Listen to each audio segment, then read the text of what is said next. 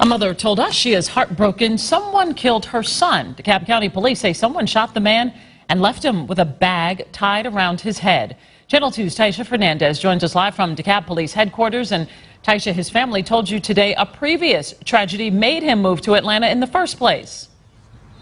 Jovita, the victim grew up in Louisiana, but when his grandmother died 10 years ago, he moved here to have a fresh start. Well, when his family found out he was murdered this week, they drove here to find out what happened. That's my love. Well, we do it together.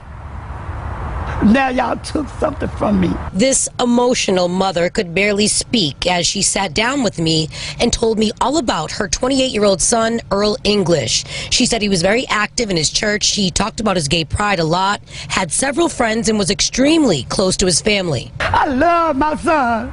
Me and my son was best friends. She said she spoke to her son often, so when he didn't answer his phone Monday and then his phone started going straight to voicemail later that day, she knew something wasn't right. When he didn't call me, I started calling people. I tried to see if he went to work or anything. His co-workers told me he didn't show up for work Monday, and that's when they knew something was wrong and called police. DeKalb County police officers got a key to his Decatur home on Northstrand Drive. They said they found English inside, shot to death with a brown plastic bag tied around his head. The family can't understand why anyone would want to hurt him. I lost my brother.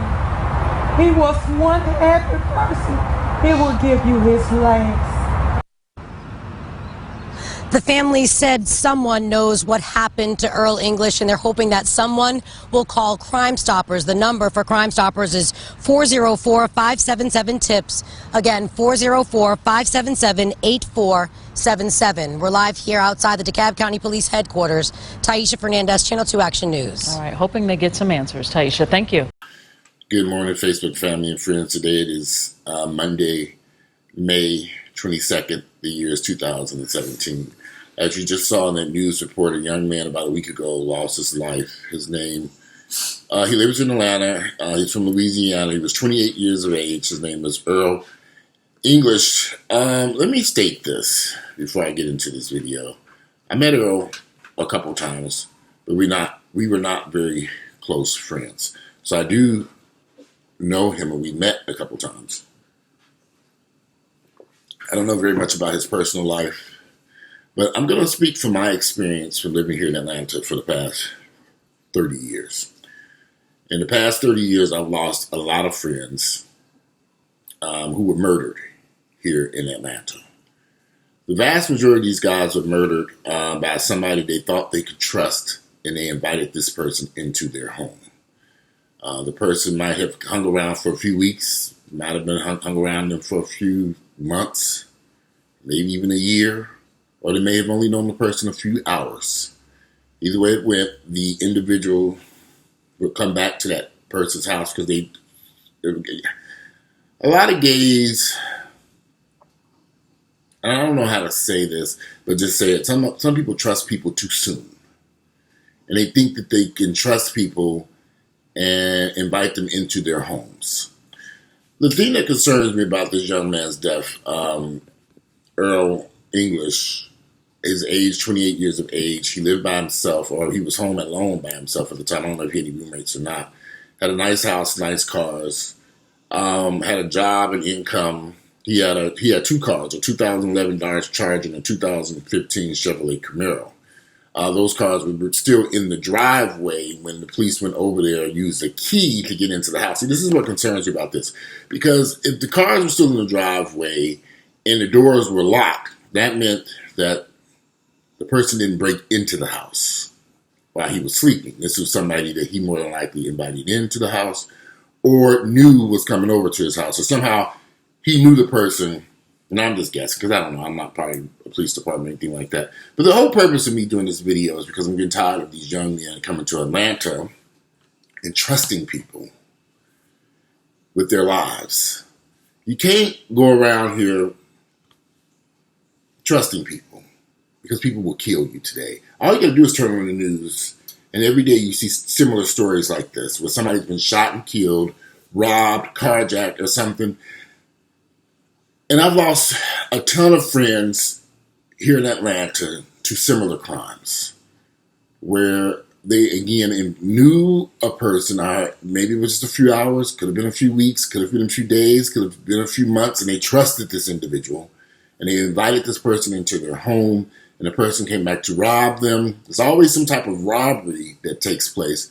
And to rob them and unfortunately kill them, because they know that if the word gets, if they leave this person alive, the person's going to identify them. So they always kill the person. And over the years, the sad part about this is always some teenager who is the person who came back into the home and shot and killed, or however they killed this individual. There's always somebody under the age of 30. Under the age of 20. So there's always some teenager of some type. I hope that this is not the case with this young man. But more than likely, he knew the person, or if he didn't know the person, he invited that person into his home.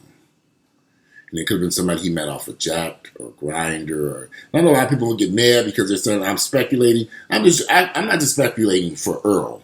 I'm speculating for all the guys that I know for a fact that this has happened to and what took place for them. And I'm not even speculating for them because we know for a fact, I know for a fact what happened to these other individuals. Because after the police got in and investigated, they found the person who did it. They always find the person. It's very rare that they don't find the individual who killed that person, because DNA evidence is everywhere.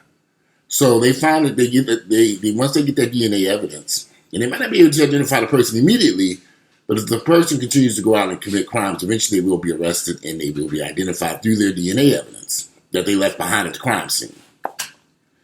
So Earl trusted this person more than likely. He knew this person. Because they didn't take the cars, they didn't break into the house. They did go through the house a little bit.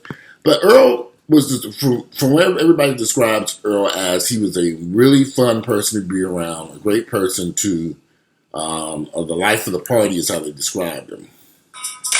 And it's unfortunately that he was shot dead in his home. What is this? It's unfortunate that he was shot dead in his home and outside the head, and they left a plastic bag over his head. They described Earl English as he was just the life of the party. He was the type of man to keep enemies. And they said, I don't see why anyone would want to cause harm to him, let alone take his life. He was the type of person, if you knew him, you loved him. In the home, police found the cabinets in the kitchen open and things scattered throughout multiple rooms. Like somebody was looking for something. Money.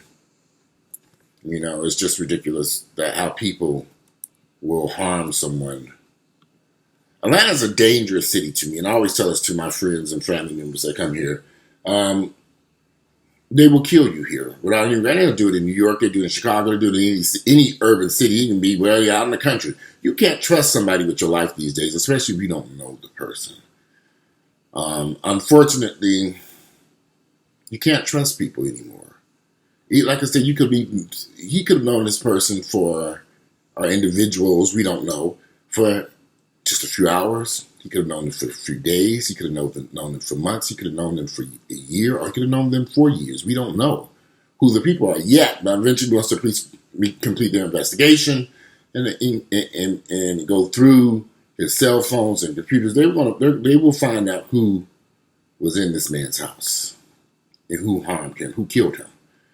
My whole thing with people who live in the metropolitan Atlanta area, any urban city, is you cannot trust people. Never invite a stranger into your home. Never invite someone into your home that you don't know. And you don't know their name, where they live at. You don't have the information. If you're going to invite a stranger into your home, you need to alert somebody that's in your inner circle.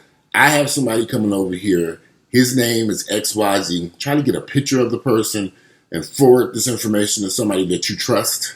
You can't trust anybody these days. A lot of gay people are very quiet and sneaky about their activities. They don't want people to know what's going on for a lot of reasons.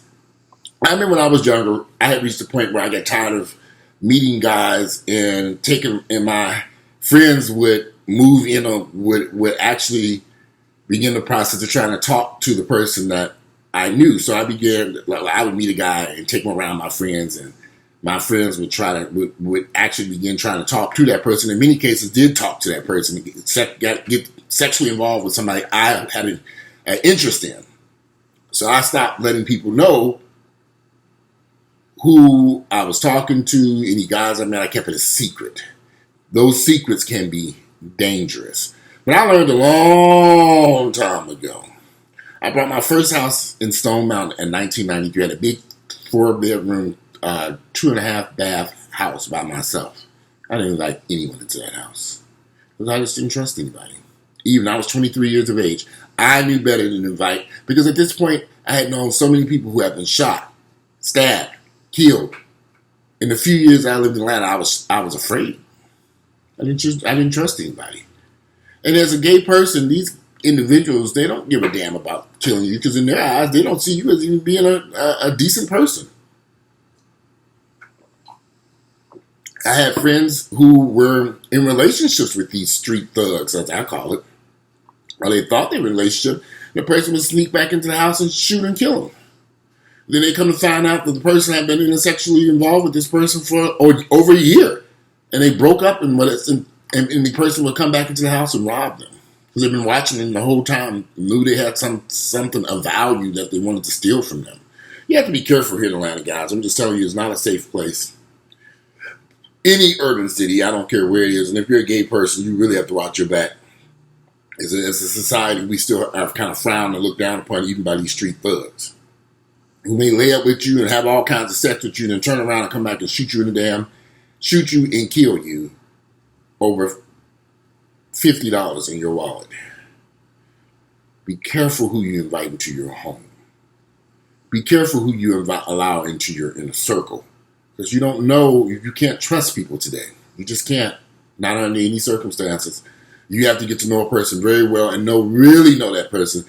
And let other people, like I said, let other people in your inner circle know who you're dealing with. Sometimes these secrets aren't good. And they could be dangerous. And in an event something happened to you, if nobody knows who you've been messing around with for the past few months or a year, or something went down, nobody could say, well, Johnny did it, because we didn't even know Johnny existed. It's just my opinions and thoughts. I know some people are going to be angry about this video. You know how gay people are very sensitive about a lot of stuff. But sometimes we have to have these conversations. These young boys, you guys have to protect yourselves. I'm 47 years of age. I'm old enough to be that young man who's dead father. That could be my son over there, if I had any children. But what I'm trying to say, get through to you all and understand, is you can't trust these people. You cannot trust these men that you invite into your home. Sometimes you can't even trust some women you invite into your house. These people will come back. Every day I turn on the news, I see where some guy went on a dating service, Plenty of Fish, met some woman, invited her to her home, and she came over there with a group of thugs, and the person got shot and killed and all kinds of crazy stuff. You got to be careful today. People don't care about, they will take your life in a heartbeat. They don't care. We live in a dangerous world with a lot of dangerous, crazy people out there. We live in a world that's filled with a lot of demons. That's the only way I can describe it. Anyway, I'm on my way to the gym. I really want to go to the gym, but I really don't. But today is Monday. It is the 22nd of May. The year is 2017. Be careful out there, you all. This whole situation with Earl happened a week ago, and I wanted to do this video. But I've been kind of sad about this situation because it just breaks my heart to see such an innocent young man who I met, who was full of life, no longer here because someone decided to kill him, most likely over nothing. Just to get, they didn't take those cars, what could they have taken out that house that was of any value? How much cash could he have had in there? Even if he had a couple $1,000s in there, it's not worth his life. If you like my videos, click like, share them with family members and friends, and I'm out of here. Enjoy.